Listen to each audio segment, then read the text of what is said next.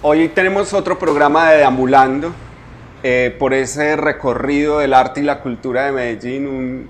Y hoy me da mucha alegría estar con Diego Londoño porque esto nos lo soñamos alguna vez. Hace Diego? mucho rato nos ¿Cómo soñamos este estás? espacio. Amigo, ¿cómo vas? Bienvenido a Deambulando. Gracias, hombre Álvaro. Qué bueno estar acá. Me acuerdo mucho y voy a romper todos los esquemas que hemos tenido en este programa de esa primera vez que llegaste con una camarita a Tribuna Capuleto y hacer un directo. Y ahí nos conocimos un poco. Sí.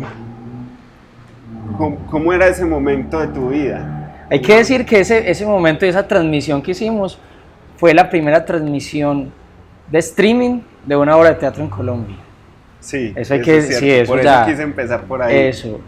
Ese momento era de una exploración muy loca, de haber salido de la universidad y de pronto no saber un poco para dónde coger, pero encontrar amigos que me mostraron un camino muy chévere.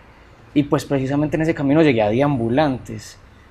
Y encontré también como otras rutas, otros destinos diferentes que se alejan un poco de lo institucional, que le dicen a uno como puedes trabajar con amigos, puedes vivir de eso y puedes vivir feliz. Yo creo que ese momento era de explorar la independencia y entender que en lo colaborativo estaba como una prueba como real de poder vivir de lo que a uno le gusta. ¿Cómo empieza Diego a pensarse en músico y después comunicador? ¿Eso en qué momento surge? ¿Cómo sale esa idea de pasar y trascender a esos dos lugares? Mira Álvaro, yo he sido músico durante toda la vida, no soy graduado, he hecho todo tipo de cursos y estuve en muchos lugares, pero yo creo que la música me lo dio la calle y me lo dio mi familia. Desde muy pequeñito tocando la guitarra, con algunos instrumentos, el violín, el piano, la armónica.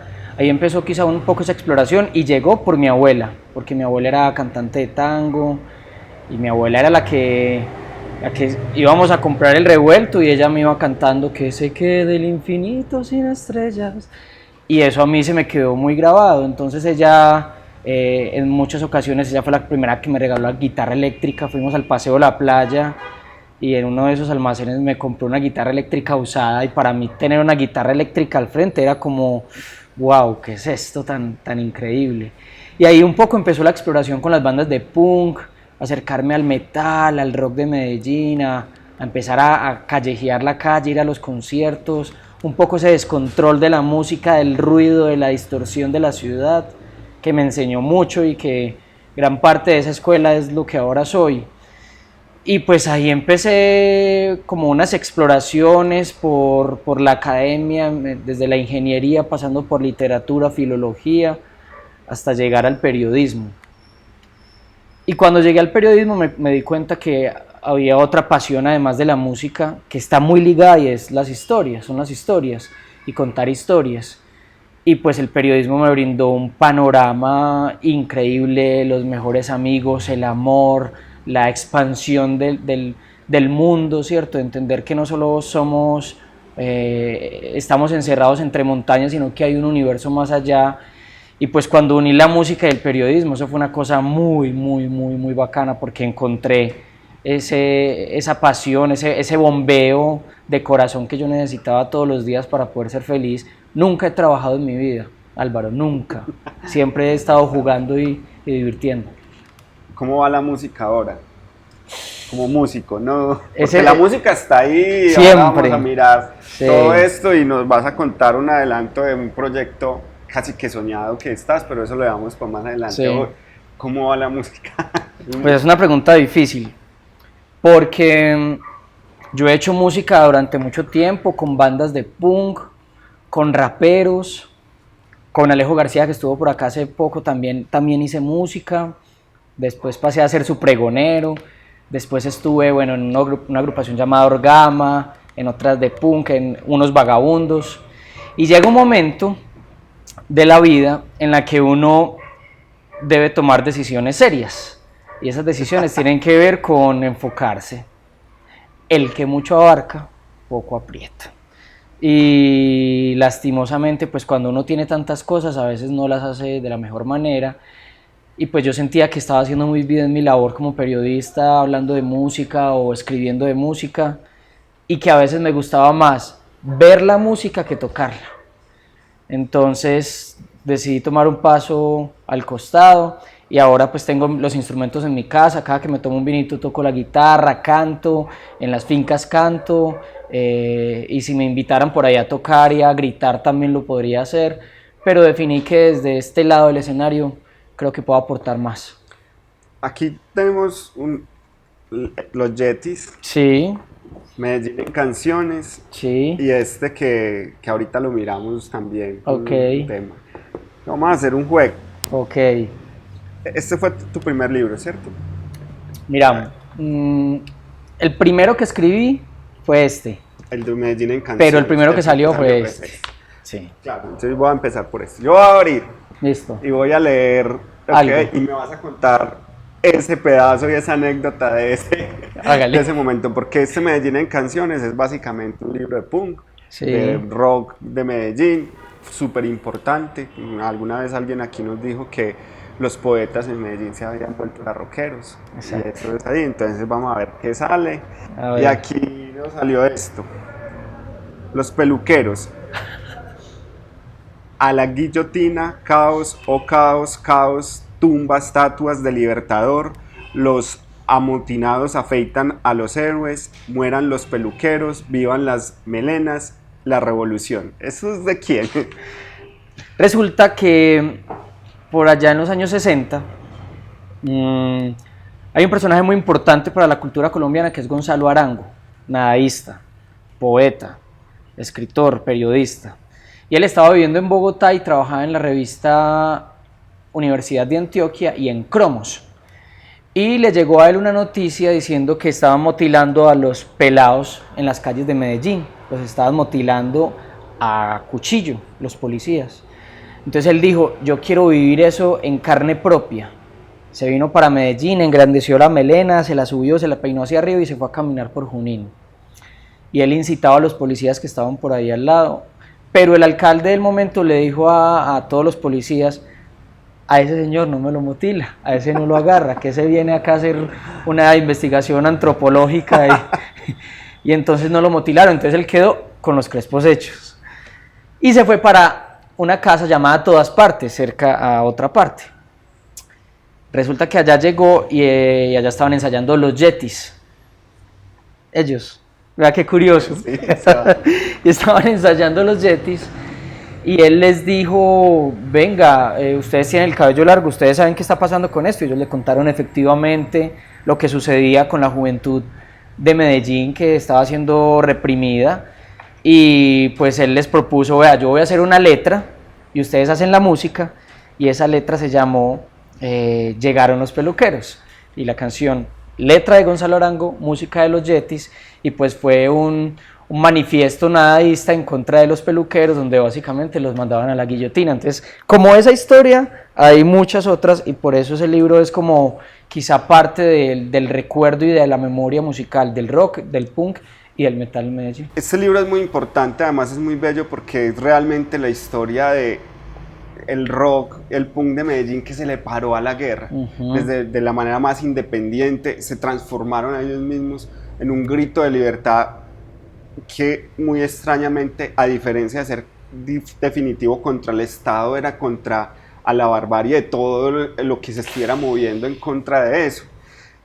Medellín en canciones puede ser, yo creo que de esos libros que lo llevan a uno a vivir una Medellín que vivimos nosotros en los 80 de una manera donde la esperanza estaba desde la anarquía. Sí, desde el no futuro. Desde el no futuro. Sí, hay una cosa muy tesa que decís y es, había un pararse en la raya, una resistencia artística, ideológica, pero no solamente al Estado, no solamente a la policía, no solamente al gobierno, sino a los suegros que perseguían al novio porque era un punkero y porque tenía cresta, o al mismo punkero porque no tenía, un punkero que vivía en Castilla, ¿cómo bajaba al centro?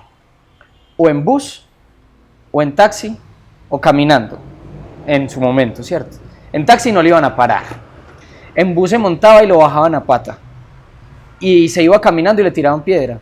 Entonces era como el extranjero de Albert Camus, un poco ese juego, es decir, extranjeros que estaban todo el tiempo a la carrera, como la canción de GP de Jimmy Jazz, que decían, los punqueros todo el tiempo estuvieron a la carrera, huyéndole a la policía, al gobierno, a los papás, a la educación, a todo. Entonces se demuestra un poco esa realidad de ser rockero en Medellín. Es que ser rockero en Medellín en su momento fue un error.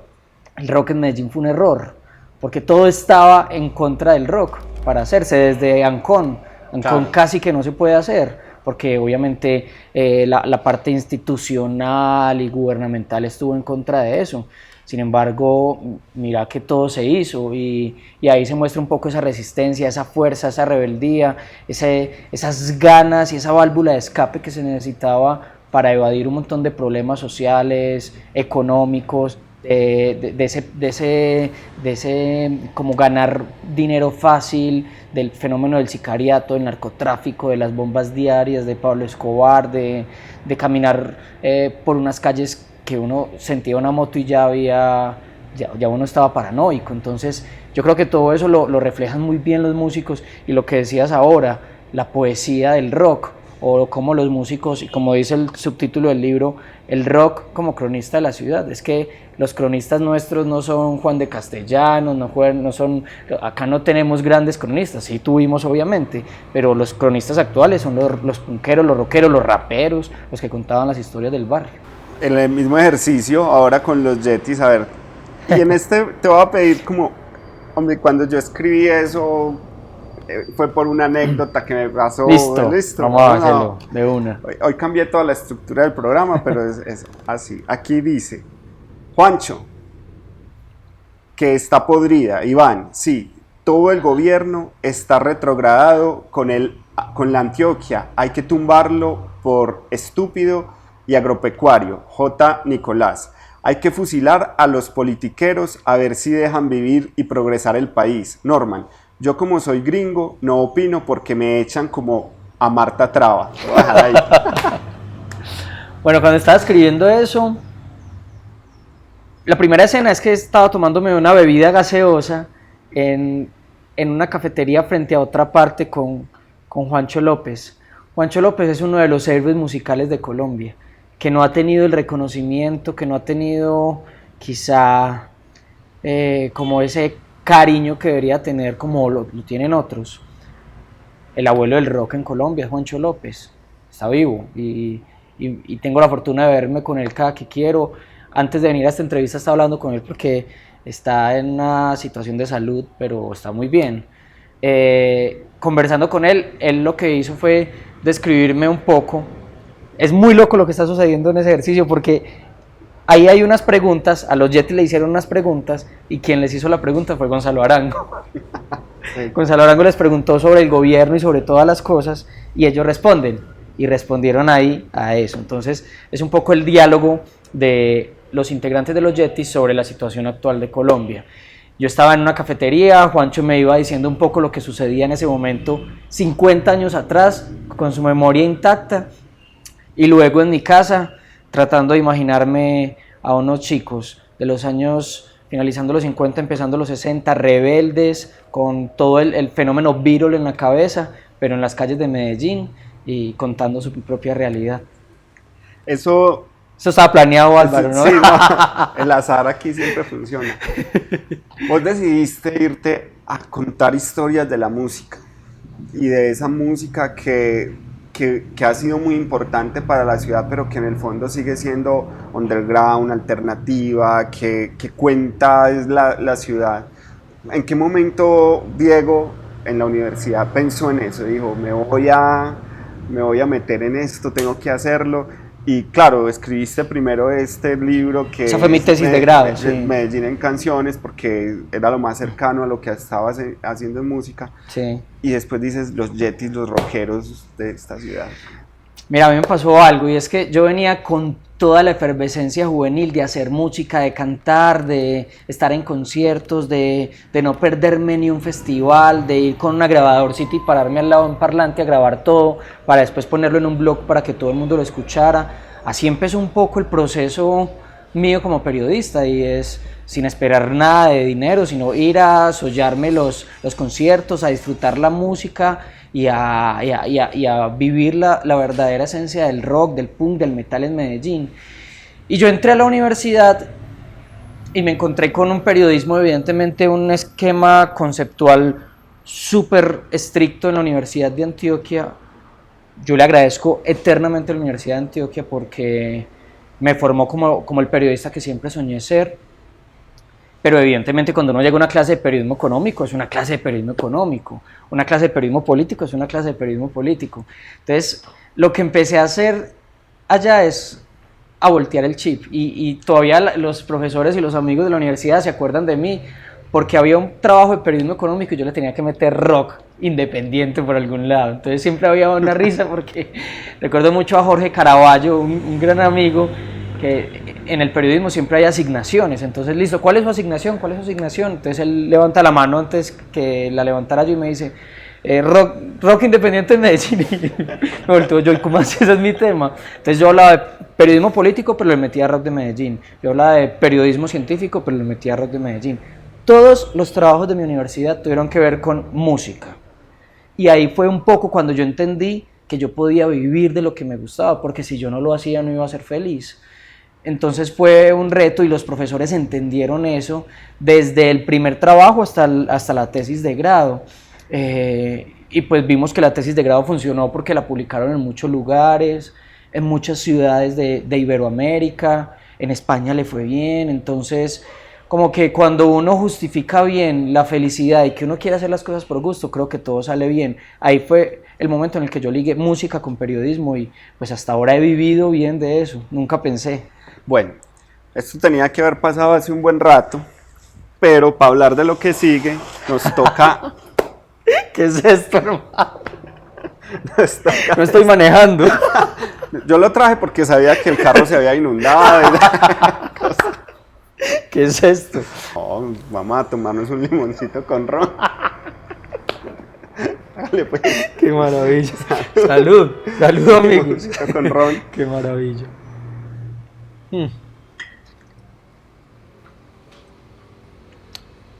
Y ahora sí, Salud. vamos a hablar de esto. Muy bien. Rodolfo. Abre usted para que no diga Un que lugarcito. usted sabe, sí, un lugarcito.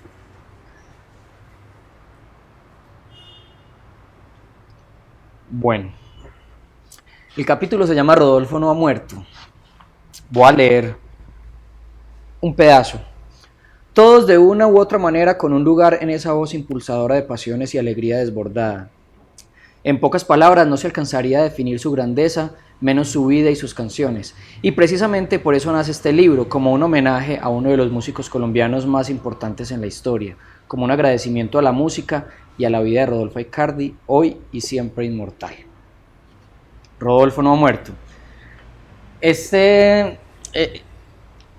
Bueno, todo ese libro yo lo escribí así. Casi me vuelvo alcohólico escribiendo ese libro. Porque yo tenía que recrear muchas cosas, entonces fueron 6 años de escuchar música parrandera a las 3 de la mañana, a las 12 de la noche. Entonces, un poco la escena y el contexto es en mi casa, en mi escritorio, en soledad, escuchando música parrandera. Y en ese punto en particular era justificar por qué Rodolfo no ha muerto. Rodolfo murió en el año 2007, pero es un personaje que no va a morir, es eterno, es un personaje que no solamente vive en diciembre, no solamente vive en Colombia, es un personaje supremamente mundial que llegó hasta el Teatro Olimpia de París a alternar con Charles Aznavour, que estuvo con el mexicano Pedro Vargas, que en Argentina es un ídolo, que todo el mundo lo escucha.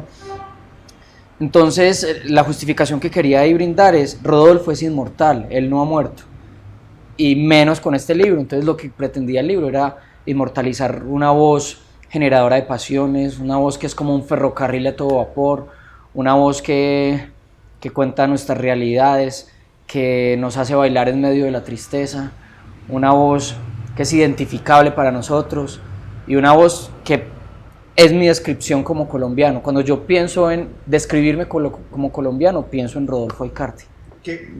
Como te tocaba estar escuchando y analizando la música de él, ¿qué canciones de Rodolfo, de esas cosas que uno dice, puta, yo no escuchaba esto, no sabía que esta letra estaba diciendo esto?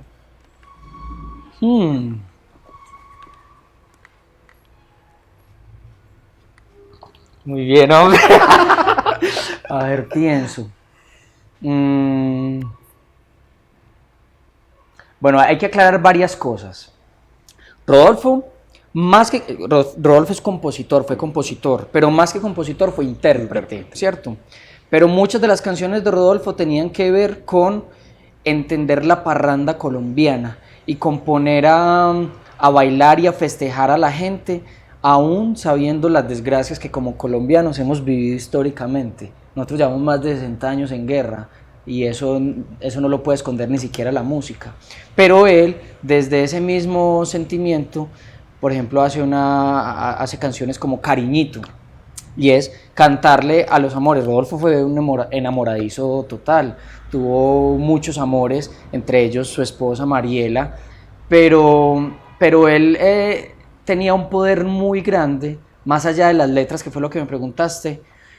El poder grande era ser un investigador musical y encontrar en muchas canciones en el mundo de la chicha peruana, de la cumbia argentina, encontrar canciones que no eran exitosas y darles el giro para que fueran un éxito total en Colombia y en el mundo. Entonces yo creo que más allá de las letras, porque en lo que se convierte un poco la música tropical es vamos a bailar, ¿cierto? Vamos a disfrutar bailando y uno a veces ni siquiera le presta mucha atención a la letra.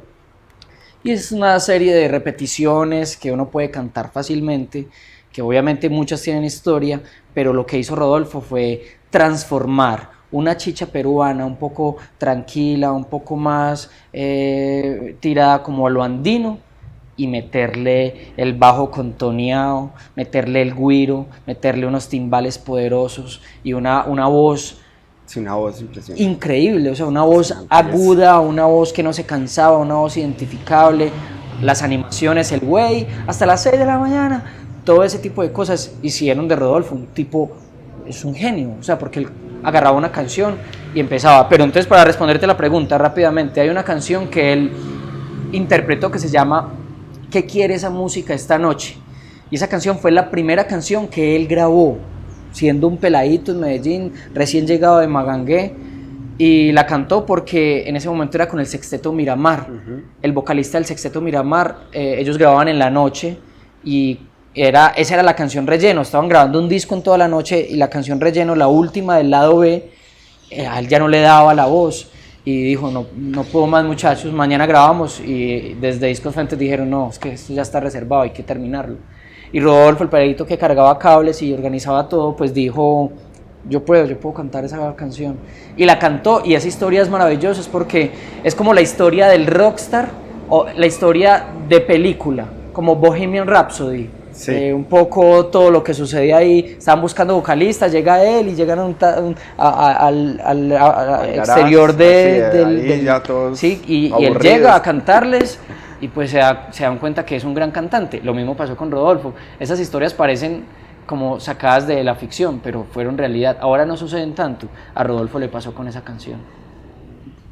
Cuando te metes en ese tema de Rodolfo, es identificar a una estrella de la música del estilo latinoamericano. Nosotros hemos vanagloriado mucho por las mismas estructuras que se han manejado desde Occidente, lo europeo, lo norteamericano, porque nos lo han metido por todos lados. Claro. Pero hemos valorado muy poco esas estrellas, es más, criticado horriblemente todo lo que pasa frente al folclore popular latinoamericano. Lo vemos como cliché, o como mañé, o como ordinario.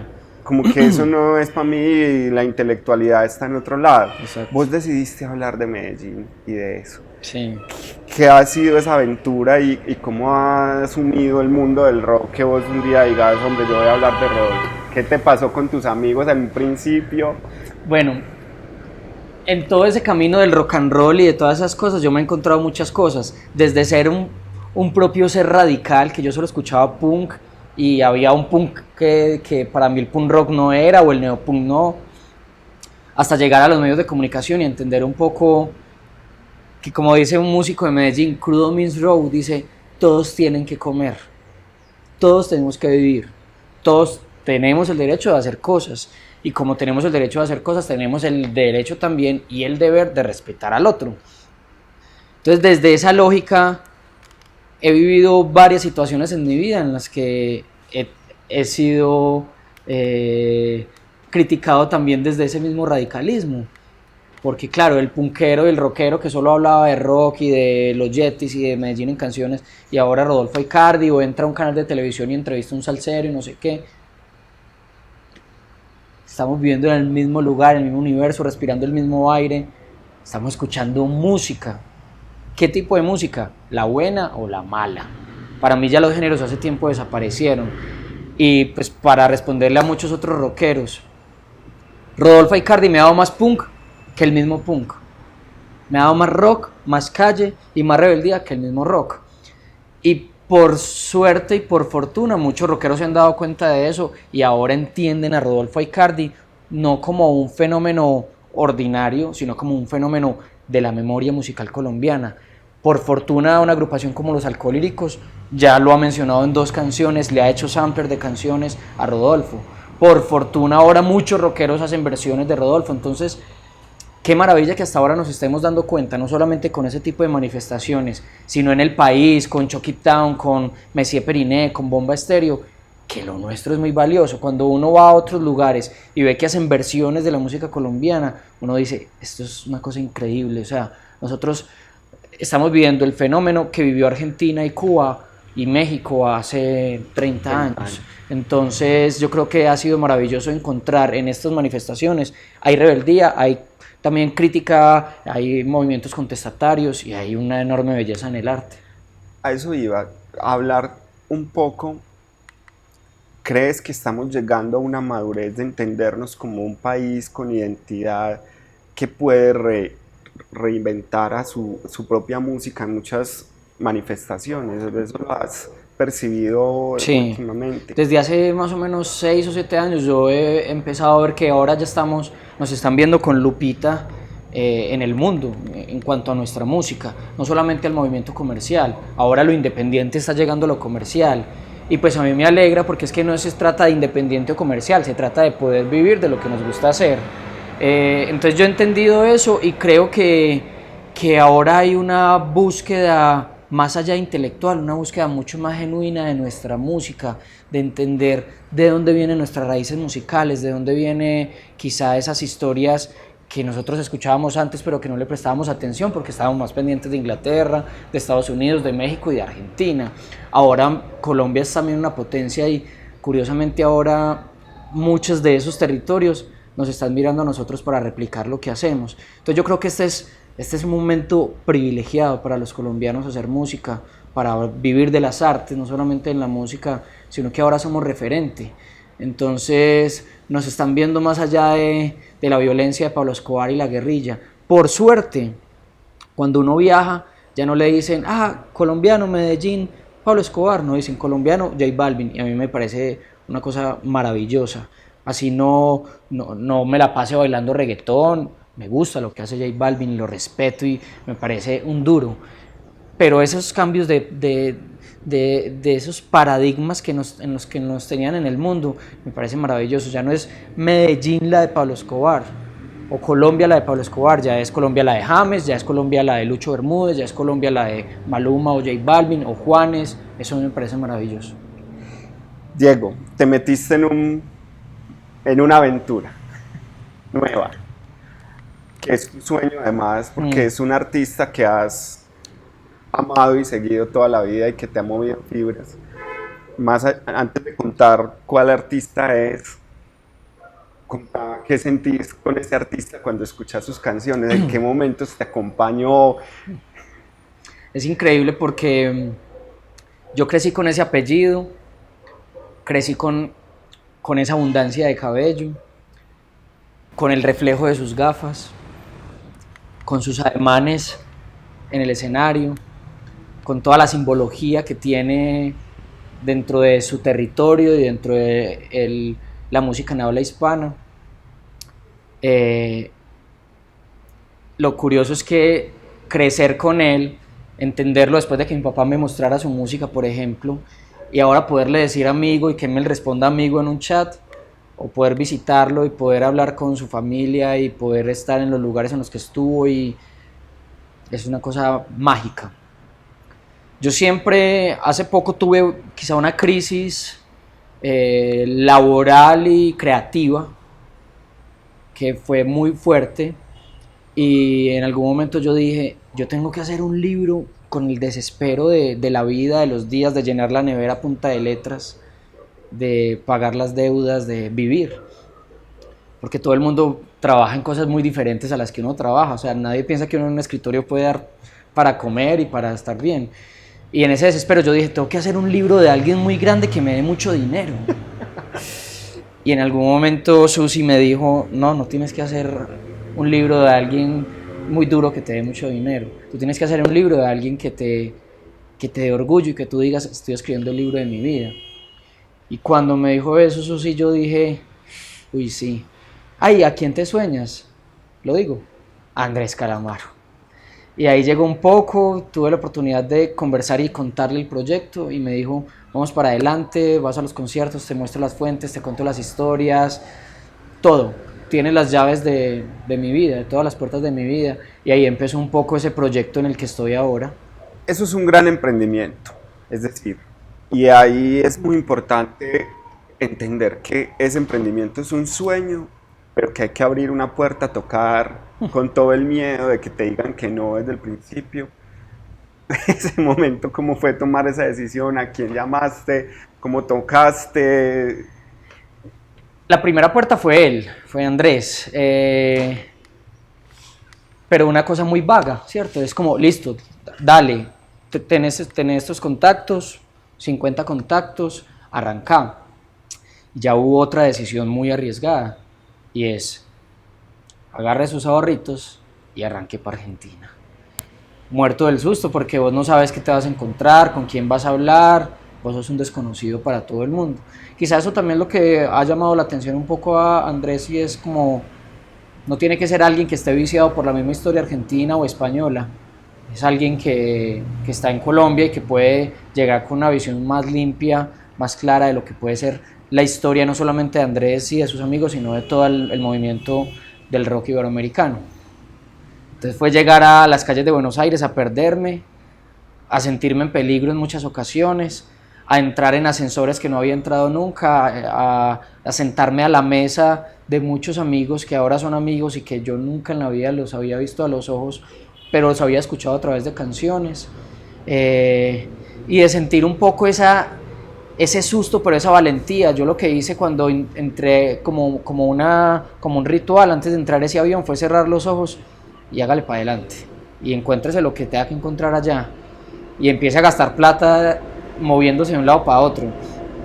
Y pues me encontré con una historia maravillosa, tuve varias cerradas de puerta en la cara, y eso probablemente va a estar hasta el final del proyecto. Probablemente lo estemos contando y no sabemos qué va a pasar. Lo más importante y lo más bonito es que hasta ahora se está contando, y estoy viviendo un momento increíble en mi vida con esa historia, de poder narrar el lado B, las escenas discontinuas de Andrés, de poder llegar y llevar ese camino a Calamaro, empezar el camino a Calamaro, y de contar un poco esa historia de un fan con honestidad brutal detrás de una historia, ¿cierto?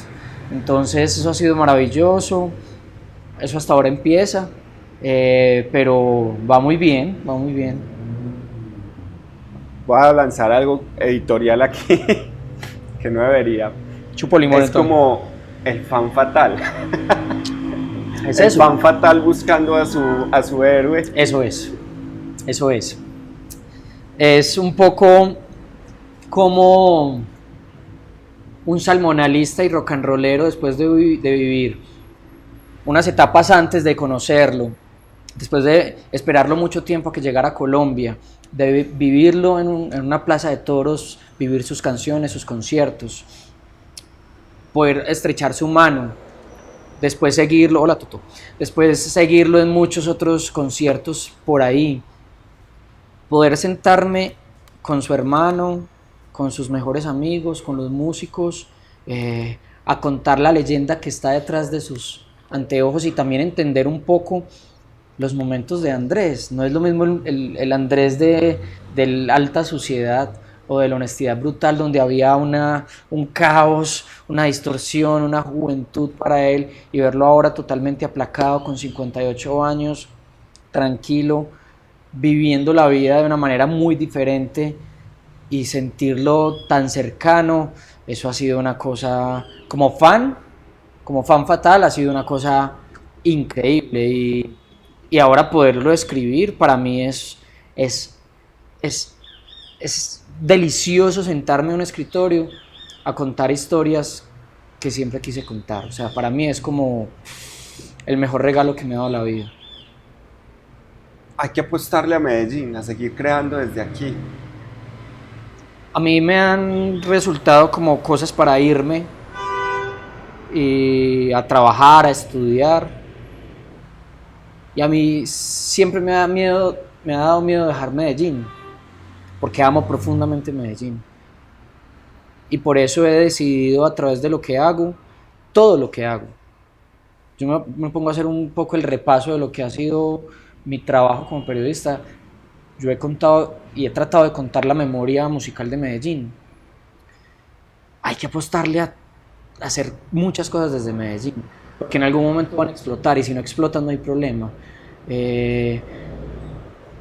Yo creo que en este preciso momento, con este tipo de cosas, con esta conversación, con estar en Deambulantes, con conocer a los alcohólicos, con hablar con personajes que están haciendo historia desde acá hacia afuera y que no se tienen que ir, es la propia demostración de que acá podemos hacer grandes cosas.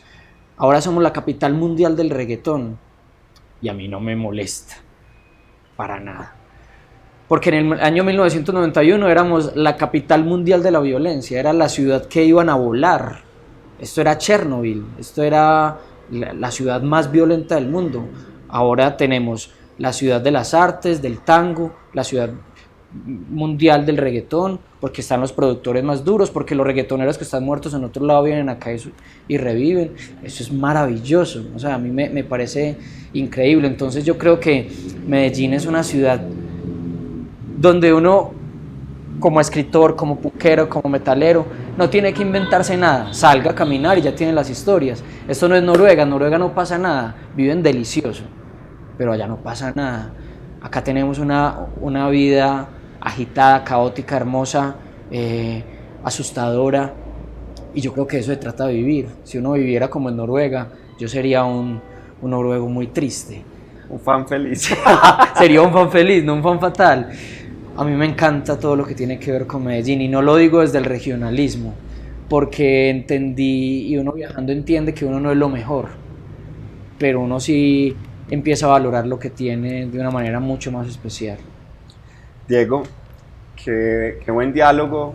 Gracias por pensar en esos artistas que desde la independencia, desde los sueños propios, desde sus caos y sus locuras, han hablado de esta ciudad, de este país, y hoy de una Latinoamérica que creo que vivió siempre con Calamaro adentro. Y más allá de que sea la biografía de Calamaro o sea la historia del fan fatal, es una aventura que has empezado a contarnos y que se va a contar también desde Medellín. Muchas gracias. Y que Álvaro, este no sea el último limoncito con pero ron. por favor, ahorita seguimos. Álvaro, gracias, y yo por lo pronto seguiré acá deambulando. Deambularemos. Gracias, Diego. Este proyecto de deambular por el arte y la cultura en estos diálogos ha sido un sueño, y aquí estamos para hacer muchísimas más cosas. Nos vemos en el próximo capítulo de Deambulando por el arte y la cultura. Síganos en Twitter, en Instagram, en todas las redes de Deambulantes, y cuéntenle a la gente que estamos rodando por las redes hablando de esos pedacitos de historia de Medellín.